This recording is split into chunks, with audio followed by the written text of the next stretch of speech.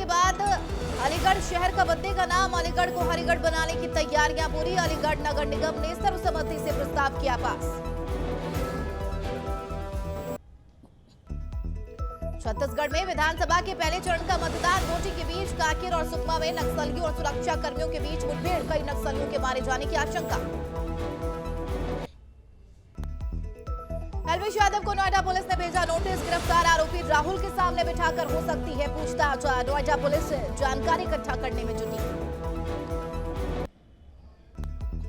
Supreme court ने Delhi NCR में बढ़ते प्रदूषण पर चिंता की जाहिर, पराली जलाने को प्रदूषण की बताया वजह। कोर्ट ने पंजाब सरकार को लगाई फटकार। भारत ने प्रलय मिसाइल का किया सफल परीक्षण, 500 से 1000 किलोग्राम का पेलोड साथ ले जाने में सक्षम। चीन और पाकिस्तान की बढ़ेगी टेंशन।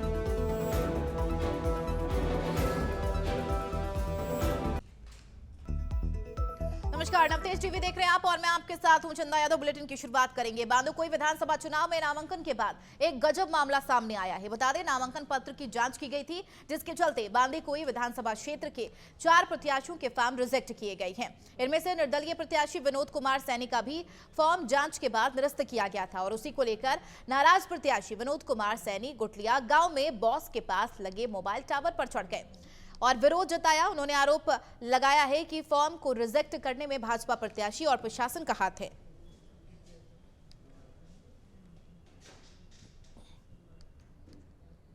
फॉर्म रिजेक्ट करवाया है इसलिए छड़े हैं और इनको फॉर्म रिजेक्ट क्यों हुआ ये कारण भी है।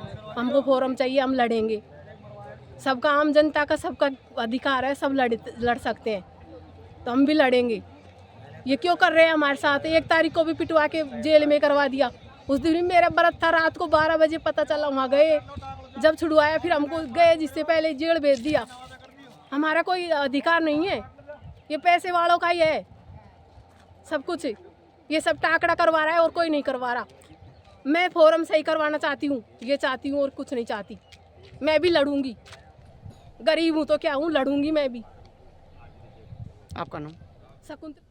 होमगार्ड संतोष मुग्दल शर्मा की नाकेबंदी में ड्यूटी के दौरान कार टक्कर से मौत हो गई है, जिसके बाद परिवार के हालात देखते हुए होमगार्ड संघ और साथ ही जन कल्याण सुरक्षा संघ के नेतृत्व में मिशन चलाया गया था, जिसका हाल ही में समापन किया गया। राजस्थान के होमगार्ड जवानों और समाज सेवी ने व्हाट्सएप के जरिए इस मिशन में यथाशक्ति आर्थिक सहयोग किया है। मिशन के नेतृत्व करने वाले एडमिन टीम ने सभी सहयोगकर्ताओं का आभार व्यक्त किया। इस दौरान कुल 83,883 रुपए की नगद राशि सहयोग स्वरूप प्राप्त हुई।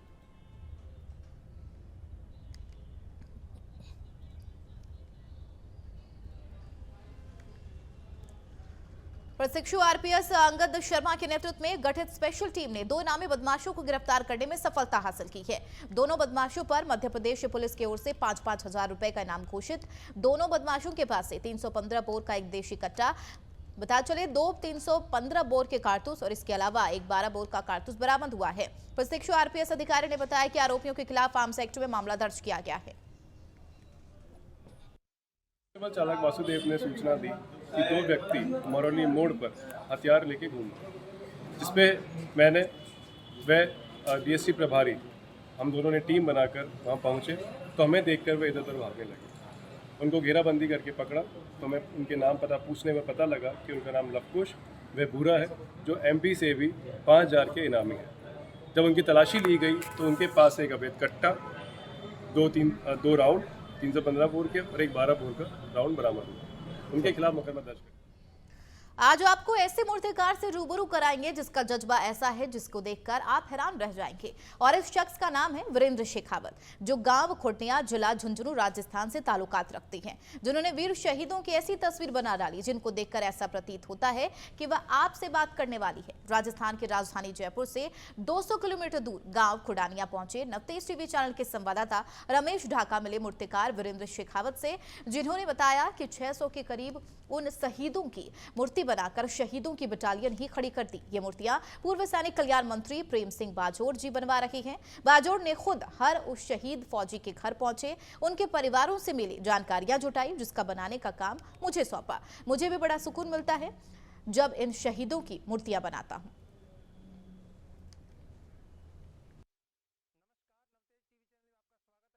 मौजूद हूँ राजस्थान की राजधानी जयपुर से 200 किलोमीटर दूर और झुंझुनू ज़िले की बात करूँ तो पिलानी के नज़दीक ये गांव है, जहां से हम आपको वो चीज़ दिखाने वाले हैं जहां से शुरू होती है देशभक्ति की भावना। और अगर बात करूं हमारे देश के शहीद सैनिकों की तो उनकी तस्वीरें आप लगातार मेरे पीछे देख ही रहे हैं।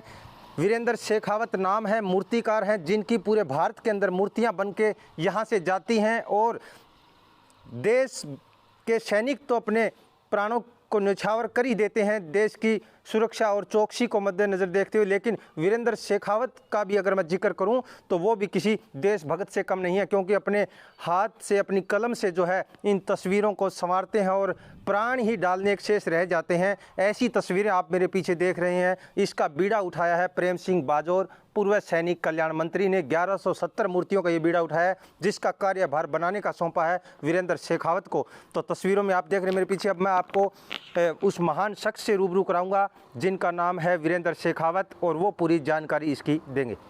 मेरे साथ इस समय वीरेंद्र शेखावत जी मौजूद हैं, पूरी जानकारी लेंगे। ये जो बीड़ा उठाया है और इनको जो त्रासने का काम कर रहे हैं वीरेंद्र शेखावत जी, सर आपका बहुत बहुत स्वागत है नवतेज टीवी। सर सबसे पहले तो मैं आपको नवतेज टीवी चैनल को आपको मैं बहुत बहुत धन्यवाद देता हूं। जिनकी खबरें देखता हूं मैं तो मुझे बहुत अच्छा लगता है। आप जो हूबहू रिपोर्ट इनकी देते हैं, वो लोग आपसे जुड़े हैं, बहुत अच्छा लगता है। वीरेंद्र जी, अगर मैं कहूं तो भारत देश की रक्षा करते हुए वीर जवान हमारे देश के सैनिक शहीद हो जाते हैं, प्राण न्यौछावर कर देते हैं, क्योंकि भारत माता की अगर बात की जाए, देश के बॉर्डर की बात की जाए तो सुरक्षा और चौकसी के लिए जो है आर्मी ज्वाइन करते हैं और एक एक खून की बूंद बूंद वो बहा देते हैं उसके लिए। आपकी अगर बात की जाए तो आपका भी इसके अंदर सहयोग कोई कम नहीं है, क्योंकि आपने ये जो तस्वीरों में देख रहे हैं उन सैनिकों, शहीद सैनिकों की तस्वीर तराशने का आपने काम किया और हर गांव तक ये चीज़ें पहुंच रही है। आज क्या कहेंगे? मैं मूर्तिकार वीरेंद्र शेखावत, गांव खुडानिया से, और ये जो मूर्ति है ये माननीय प्रेम सिंह बाजौर उन्होंने ये पूरा जिम्मा उठाया ऑल राजस्थान का। ठीक है। और ये अपने निजी खर्चे से लगवा रहे हैं। और मैं मेरे बारे में यही कहना चाहता हूँ, ये 1965 या 1971 लड़ाई में जो शहीद हो गए उनकी मूर्तियाँ हैं, और 1971 में ही मेरा जन्म हुआ था। तो मैं तो यही सोच रहा हूँ कि शायद मैं भी इनके साथ कहीं शहीद होऊंगा और इनकी सेवा के लिए मैं दोबारा जन्म लिया मैंने। तो आप देख रहे हैं कितना जो है जज्बा एक देशभक्ति के अंदर सैनिक का होता है, उसी के समान जो है वीरेंद्र शेखावत अपने आप को भाग्यशाली मान रहे हैं कि मुझे ये मौका मिला और अब ये मूर्ति तराशने का काम, एक प्राण डालने ही शेष रह गए हैं शायद। अगर तस्वीरों की तरफ देखा जाए तो वही रूप, वही चेहरा, वही बटालियन का नाम लिखा हुआ है। कैसा महसूस करते हैं जब कलम आपकी चलती है इनकी? महसूस तो यही करते हैं सर, जब मूर्ति वाले जो लोग बनवाते हैं वो जब आते हैं यहाँ पे देखने के लिए तो उन मूर्ति को लिपट जाते हैं, वो गले लगा लेते हैं और उनकी आंखों में आंसू आ जाते हैं, तो हमें भी कष्ट सा होता है, हम भी भावुक हो जाते हैं। कितने सालों से ये आप काम कर रहे हैं वीरेंद्र जी? सर मुझे तो ये याद आता, मैं कक्षा 3 में था तब मैं स्केचिंग करता था। मैं इसी लाइन में ही, मतलब मेरे को इसी चीज़ में ही रुचि है। मेरे को शायद भगवान इसीलिए भेजा इनके लिए, ऐसा मुझे महसूस होता है। 1170 मूर्ति का ये टारगेट था, और कितनी मूर्तियां लग चुकी हैं वीरेंद्र जी और कितनी बाकी हैं? अभी 600 के लगभग मूर्तियां लग चुकी हैं। ठीक है। बाकी काम चालू है और 150 के करीब मूर्तियां बन के तैयार हैं। हाँ, अभी चुनाव बाद में लगेंगे। कहाँ कहाँ से ऑर्डर आते हैं वीरेंद्र जी? अगर बाहर की बात करूँ तो जैसे आपकी अगर चर्चा सुननी जाए तो सुन भी रहे हैं, टीवी चैनलों के माध्यम से आप छाए रहते हैं कि 100 फुट की मूर्तियाँ आपने बनाई हैं। जी सर, बनाई है। मैं यूपी शाहजहानपुर में बनाई है 101 4 फीट की मूर्ति बनाई हनुमान जी की। वो वहाँ के सुरेश कुमार वित्त मंत्री हैं, उन्होंने बनवाई है। ठीक है जी सर। झुंझुनू जिले के गांव खुडानिया के अंदर जो आपने देखा, ऐसे ही हमारा नवतेज टीवी चैनल आपको ऐसे ही कलाकारों से ग्राउंड जीरो की रिपोर्ट, जनता की समस्याएं उठाता और दिखाता रहेगा। नवतेज टीवी चैनल से मैं रमेश ढाका, पिलानी। चर्चा होना लाजमी है, क्योंकि अगर आप देख रहे हैं यहाँ पे माननीय मंत्री महोदय प्रेम सिंह जी बाजौर के नेतृत्व में उन्होंने जो बीड़ा उठाया है, जी। और वो इतनी बड़ी रिस्पॉन्सिबिलिटी हमारे गांव के, हमारे परिवार के काकोसा अंकल को दी गई है, और इन्होंने उसको इस तरीके से निभाया है कि पूरे देश विदेश में चर्चाएं हो रही हैं। इनके द्वारा लगाई गई मूर्तियां यहाँ नहीं, राजस्थान में नहीं, बल्कि आप ऑलमोस्ट सब स्टेट के अंदर है, लेकिन ये जो बीड़ा है, ये जो कार्य है, ये एक भावनात्मक कार्य है और इन्होंने इस तरीके से उसको प्रस्तुत किया है कि आज यहाँ खुडानिया के अंदर एक ट्रेडमार्क बन गया है कि वीरेंद्र मूर्ति कला के अंदर जो है खुडानिया का एक जिला कार्यालय में भारतीय जनता पार्टी पर मीडिया सेंटर का शुभारंभ राष्ट्रीय प्रवक्ता आरती सिंह और प्रदेश प्रवक्ता शैलेंद्र सिंह गुर्जर के मुख्य अतिथि में हुआ है। बता चले मीडिया सेंटर के शुभारंभ के बाद प्रेस वार्ता का आयोजन किया गया। प्रेस वार्ता में बोलते हुए आरपी सिंह ने कहा कि कांग्रेस सरकार ने पेपर लीक करके छात्रों के भविष्य के साथ खिलवाड़ किया है। युवा वर्ग उनको कभी माफ नहीं करेगा। 19 बार पेपर लीक हुआ है। युवा वर्ग अपने आप को ठगा महसूस कर रहा। गहलोत के मंत्री कहते हैं कि जादू से पेपर आउट हो गया, अब जादूगर का जादू राजस्थान में नहीं चलेगा। जादूगर साहब जो अपना जादू चलाकर जो पेपर लीक करते रहे या करवाते रहे, उनके राज्य के खुद के मंत्री, उनके सहयोगी, अफसर, सबके सब लोग उसमें लिप्त थे और 19 बार पेपर लीक हुआ। जो गरीब आदमी अपने बच्चे को पढ़ाने के लिए भेजता था उसका दाखिला नहीं हो पाता था, परंतु इनके खुद के मंत्री, प्रदेश अध्यक्ष के एक परिजनों का कोई एक सेंटर था, वहाँ पर आप विशेष फीस देकर आप अपना दाखिला शोर कर सकते हो क्योंकि पेपर वहाँ मिल जाता था। ये किस प्रकार की सरकार थी, किस प्रकार का खिलवाड़ युवकों के साथ किया कि इस हद तक हुआ कि युवकों को बेरोजगारी के चलते हुए आत्महत्या करनी पड़ी। इन्होंने कहा कि हमने 3 लाख लोगों को भर्ती कर दिया। फिर असेंबली में मानना पड़ा कि नहीं, 1,42,000 लोग हैं जिनको हमने सिर्फ पत्र दिया, अभी नियुक्ति पत्र दिया, अभी भर्ती उनका शुरू नहीं हुआ प्रोसेस। तो ये जो निरंतर 5 साल युवकों के साथ खिलवाड़ किया और ये कहकर कि हम आपकी चिंता करेंगे, हम कानून लेकर आए, सब किए, परंतु फिर भी खिलवाड़। विश्व हिंदू परिषद जयपुर प्रांत द्वारा पूज्य संत श्री सियाराम दास जी महाराज, कनक बिहारी मंदिर एवं श्री अयोध्या दास जी महाराज आमिर के सानिध्य में सोमवार को अयोध्या से आए अक्षत कलश और पीले चावल। हमारे पूर्वजों ने जिस लड़ाई को 500 वर्षों से भी अधिक जीवंत रखा, उसका परिणाम श्री राम मंदिर प्राण प्रतिष्ठा स्वरूप आगामी 22 जनवरी को भारत के प्रधानमंत्री नरेंद्र मोदी के द्वारा किया जाएगा। संपूर्ण विश्व इस घटना का साक्षी रहने वाला है। 23 जनवरी 2024 से मंदिर के द्वार आम जनता के लिए खोल दिए जाएंगे, जिसके आमंत्रण हेतु विश्व हिंदू परिषद 1 से 15 जनवरी तक व्यापक जनसंपर्क निमंत्रण अभियान चलाएगा, जिसमें विश्व हिंदू परिषद के कार्यकर्ता 2 लाख गांव 75 लाख लोगों तक घर घर पहुंचकर पीले चावलों के साथ भव्य मंदिर दर्शन का निमंत्रण देने का लक्ष्य होगा। अयोध्या वो पावन स्थान है जहां पर घर घर में पूजे जाने वाले हिंदू आस्था के प्रतीक भगवान श्री राम का जन्म हुआ था। ये सभी को ज्ञात है कि वहीं पर भगवान श्री राम का जन्म हुआ था, लेकिन फिर भी उसको सिद्ध करने में कई साल बीत गए और अब वो क्षण आ रहा है जब हम सब मिलकर उन पलों की खुशी मनाएंगे जब भगवान श्री राम अपने घर में विराजेंगे। और उसी क्षण को उत्सव के रूप में मनाने के लिए पूरे भारतवर्ष में हर एक हिंदू को, हर एक सनातनी को निमंत्रण भेजा जा रहा है, जो कि हमारी सनातन संस्कृति के हिसाब से पीले चावल सबको दिए जाते हैं। वही पीले चावल आज राजस्थान की छोटी काशी कहे जाने वाले जयपुर में आए हैं, भारत माता मंदिर विश्व हिंदू परिषद के कार्यालय में। हमारे साथ में सुरेश उपाध्याय जी मौजूद हैं। सुरेश जी, वो पल अब से कुछ ही महीनों बाद है 22 जनवरी को, जब हम उस उत्सव को मनाएंगे, जब श्री राम लला अपने घर में विराजेंगे। उस उत्सव को मनाने के लिए, उस उत्सव का साक्षी होने के लिए संपूर्ण भारतवर्ष में पीले चावल बांटे जा रहे हैं, क्या कहेंगे आप? ये राम मंदिर का जो भी पल आज हमने निर्माण का देखा है, उसमें जन जन के, प्रत्येक हिंदू समाज का तन मन धन सब लगा हुआ है और इस उत्सव में प्रत्येक हिंदू समाज शामिल हो। शहर से लेकर के ठेठ गांव तक रहने वाला, कच्ची ढाणी तक रहने वाला, जंगल में रहने वाला वो है हिंदू समाज, जिसने इस निर्माण कार्य के लिए उधार लेकर के, कर्जा लेकर के भी अपना समर्पण सहयोग किया है, वह भी इस पल में शामिल हो। उसी के लिए कार्यकर्ताओं ने वहाँ के राम मंदिर तीर्थ क्षेत्र के जो कार्यकर्ता हैं, उन्होंने तय किया कि प्रत्येक व्यक्ति को सम्मान के साथ इसका निमंत्रण मिलना चाहिए। इसलिए राम का एक चित्र, पीले चावल सम्मान से उसके घर पर देने के लिए इस मंदिर आंदोलन से जुड़े हुए प्रत्येक व्यक्ति वहाँ तक पहुँचने वाला है और प्रत्येक इसमें हिंदू समाज शामिल हो।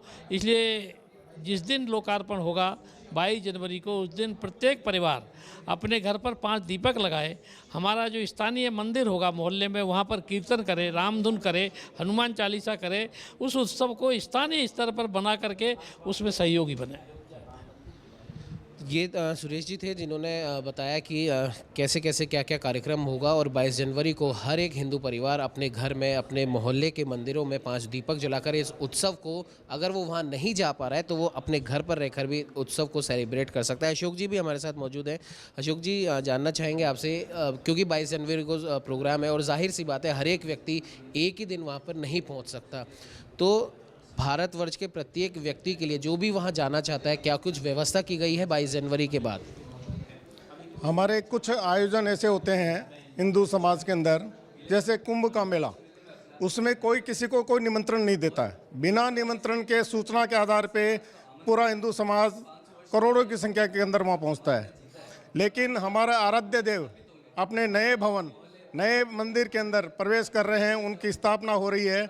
इसलिए हमारा संस्कृति का एक हिस्सा है कि हम योजनाबद्ध तरीके से पद्धति के अनुसार उनको पीले चावल और निमंत्रण पत्र और एक भगवान श्री राम का चित्र हम प्रत्येक हिंदू समाज को दें और वो श्रद्धा के साथ में उनकी सहभागिता बने और वो सबका मंदिर कहलाए। इसलिए हम ये सब कार्यक्रम की योजना रचना बना करके और 1 दिसंबर से लेकर के और 22 जनवरी तक हम इस कार्यक्रम को पूरा करेंगे। 23 तारीख से और 23 जनवरी से लेकर के 22 मार्च तक 2 मास के अंदर हिंदू समाज का प्रत्येक व्यक्ति अपनी सुविधा के अनुसार भगवान रामलला के दर्शन करेंगे।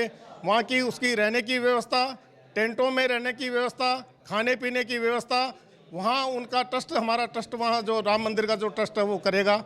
इसलिए सब हिंदू समाज को अपनी सुविधा के अनुसार व्यवस्थित वहाँ पहुँच सकते हैं, किसी को किसी भी तरह की कोई तकलीफ नहीं हो। इसलिए ये 2 मास का समय हमने तय किया है।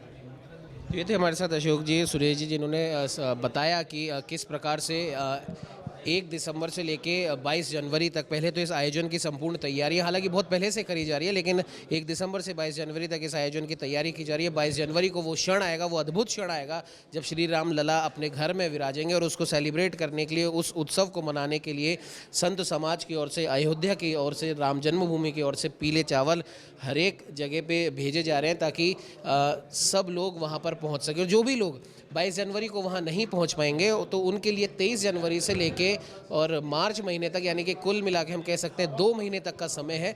जितने भी लोग वहाँ पर पहुँचेंगे उन सभी के खाने की, रहने की सारी व्यवस्था वहाँ पर की जाएगी, जो कि अयोध्या कमेटी की तरफ से की जा रही है, साधु संत समाज की तरफ से की जा रही है। मेरे सहयोगी कैमरामैन को मैं बोलूँगा वो इस कलश को दिखाए, इस पवित्र कलश को जिसके अंदर पीले चावल आए हैं। ये कलश आप देख सकते हैं, इसी कलश के अंदर पीले चावल आए हैं और हर एक घर पर ये पीले चावल पहुंचेंगे। इन पीले चावलों के साथ में भगवान श्री राम का, श्री राम दरबार का एक स्टिकर भी दिया जाएगा। आप देख सकते हैं जिस प्रकार से भारत माता मंदिर में, विश्व हिंदू परिषद के कार्यालय में ये रामलला यहाँ पर विराजमान है। ये तो एक हम कह सकते हैं प्रतिकृति है, लेकिन कह सकते हैं कि कई सालों के बाद में, सालों के संघर्ष के बाद में भगवान श्री राम जो अयोध्या में जन्मे थे, लेकिन उसको सिद्ध करने के लिए कई साल लग गए। अब 22 जनवरी को वो क्षण आने वाला है, जैसा कि हम बार बार आपको बता रहे हैं कि 22 जनवरी को वो क्षण आने वाला है जब भगवान श्री राम अपने घर में विराजेंगे और उस पल का साक्षी बनने के लिए संपूर्ण साधु संत समाज वहाँ पर पहुँचने वाला है। और वो चाहते हैं, सभी लोग चाहते हैं, हर हिंदू धर्म में आस्था रखने वाला हर सनातनी चाहता है कि वो भी इस पल का साक्षी बने। और इसीलिए संपूर्ण संत समाज के द्वारा पूरे भारतवर्ष में सम्मान के स्वरूप हमारी सनातन संस्कृति को मानते हुए, उसे ध्यान में रखते हुए पीले चावल सबको बांटे जा रहे हैं ताकि आप सब लोग वहां पर पहुंचे और उस ऐतिहासिक पल के साक्षी बने। सहयोगी कैमरामैन अजय के साथ उमंग माथुर, नवतेज टीवी, जयपुर।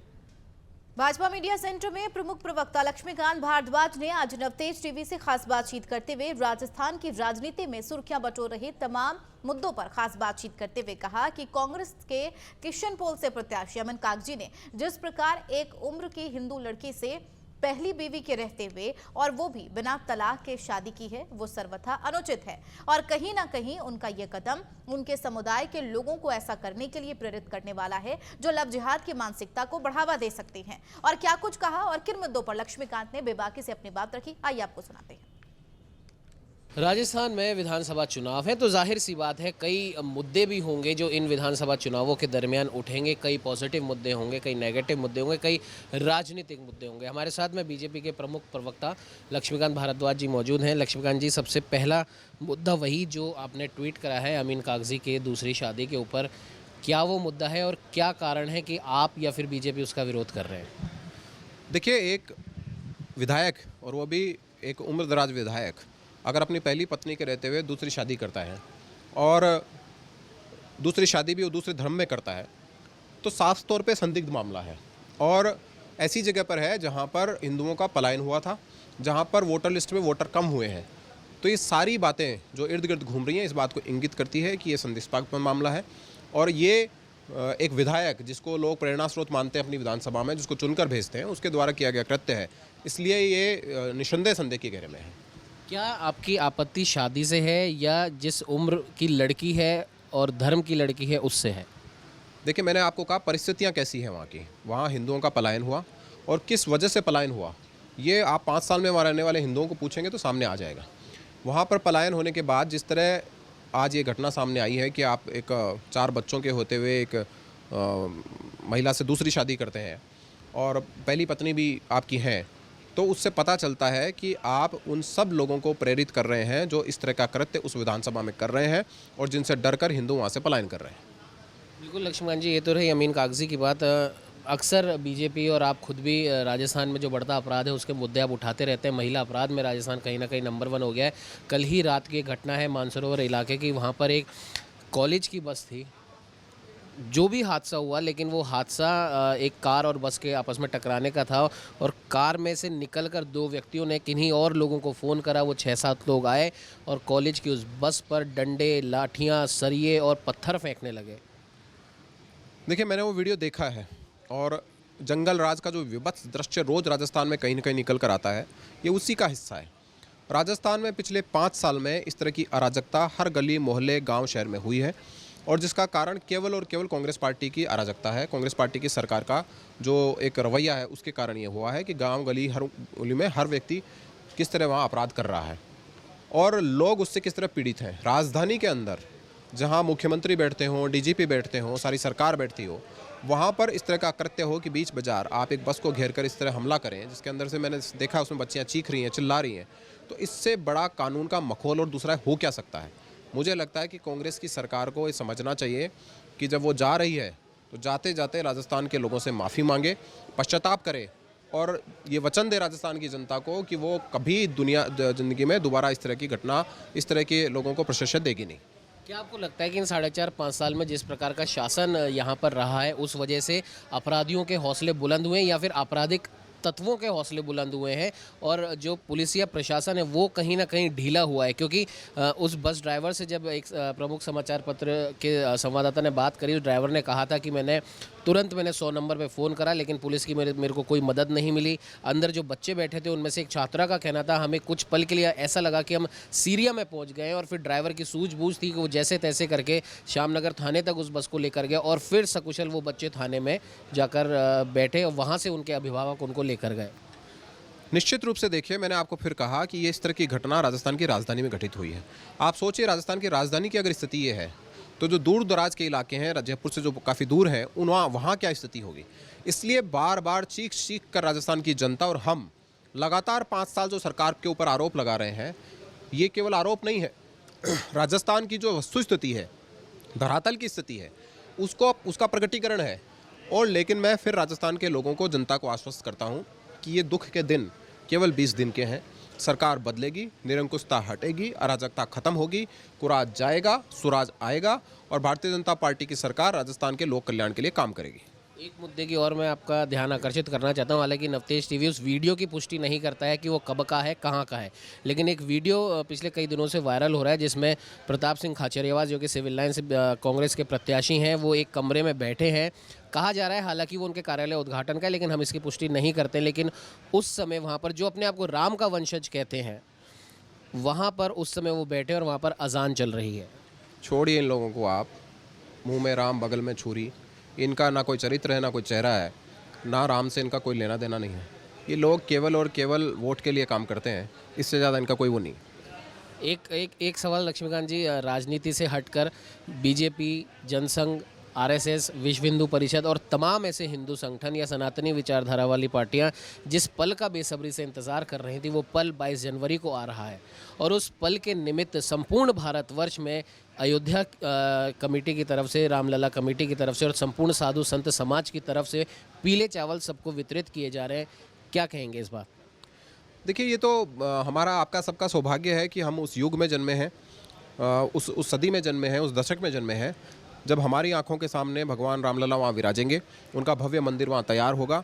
500 सालों से कितनी पीढ़ियाँ, शताब्दियाँ बीत गई, लोग हमारे पुरखे इस सपने को आंखों में लिए हुए चले गए। आज हम सब लोगों का ये जो सौभाग्य है, जो हमारी आंखें हैं, ये इतनी पवित्र हो जाएंगी इस दृश्य को देखते हुए। मुझे लगता है कि हमें ईश्वर ने ये अवसर दिया है, भगवान राम की हम पर कृपा है कि हम उस युग में जन्मे हैं जिस युग में ये सपना जो हमारी पीढ़ियाँ देखते देखते चली गई वो साकार हो रहा है। ये थे हमारे साथ लक्ष्मीकांत भारद्वाज जी। अमीन कागजी के विवाह वाले प्रकरण पर इनका साफ तौर पर कहना है कि जिस क्षेत्र से हिंदू बड़ी संख्या में पलायन कर रहा है, उस क्षेत्र के एक विधायक का इस प्रकार का कृत्य कहीं ना कहीं उस समुदाय के, उस धर्म को मानने वाले लोगों को प्रेरित करेगा या कर रहा होगा कि आप भी ऐसा कर सकते हैं। मैं विधायक होकर ऐसा कर सकता हूं तो आप भी ऐसा कर सकते हैं, जो कि कहीं ना कहीं आगे आने वाले समय में कहीं ना कहीं गंभीर अपराध की ओर ये कदम बढ़ता हुआ सा दिखाई दे रहा है। राजस्थान में बढ़ते अपराध के ऊपर लक्ष्मीकांत भारद्वाज जी का साफ तौर पर कहना है। और विशेष घटना का अगर हम उल्लेख करें, कल रात को जो मानसरोवर इलाके में हुई है, एक कॉलेज के छात्रों से भरी बस पर किस प्रकार से लाठी, डंडे, सरी और पत्थर बरसाए गए हैं कि उस बस में बैठी छात्रा को ये कहने पे मजबूर होना पड़ा कि कुछ पल के लिए हमें लगा कि हम सीरिया में आ गए हैं। तो आप सोच सकते हैं कि राजधानी जयपुर में किस प्रकार से अपराध या आपराधिक तत्वों के हौसले बढ़ रहे हैं। सवाल हमने किया रामलला के 22 जनवरी को जब वो अपने घर में विराजेंगे, उस उत्सव के साक्षी बनने के लिए संपूर्ण भारतवर्ष से लोगों को आमंत्रित किया जा रहा है, पीले चावल बांटे जा रहे हैं। तो लक्ष्मीकांत जी का साफ तौर पर कहना था कि ये एक सुखद संयोग है और हम अपने आप को सौभाग्यशाली मानते हैं कि हम उस युग में पैदा हुए कि हम भगवान रामलला को अपने घर में विराजते हुए देख सकते हैं। सहयोगी कैमरामैन अजय के साथ उमंग माथुर, नवतेज टीवी, जयपुर। जयपुर में भाजपा मीडिया सेंटर पर झोटवाड़ा विधानसभा क्षेत्र के कालवाड़ सरपंच त्रिवेंद्र सिंह राजावत और मंडा बोपावास से सरपंच महेंद्र यादव सहित 32 लोगों ने प्रधानमंत्री नरेंद्र मोदी की रीति नीति में विश्वास प्रकट करते हुए कांग्रेस पार्टी छोड़कर भाजपा की सदस्यता ग्रहण की। इस दौरान सदस्यता ग्रहण कार्यक्रम को संबोधित करते हुए चुनाव प्रबंधन समिति के संयोजक नारायण पंचारिया ने कहा कि युवाओं ने एक संकल्प लिया है कि झोटवाड़ा विधानसभा क्षेत्र को कांग्रेस मुक्त कर देंगे। मैं भारतीय जनता पार्टी में आने वाले सभी लोगों का स्वागत और अभिनंदन करता हूं।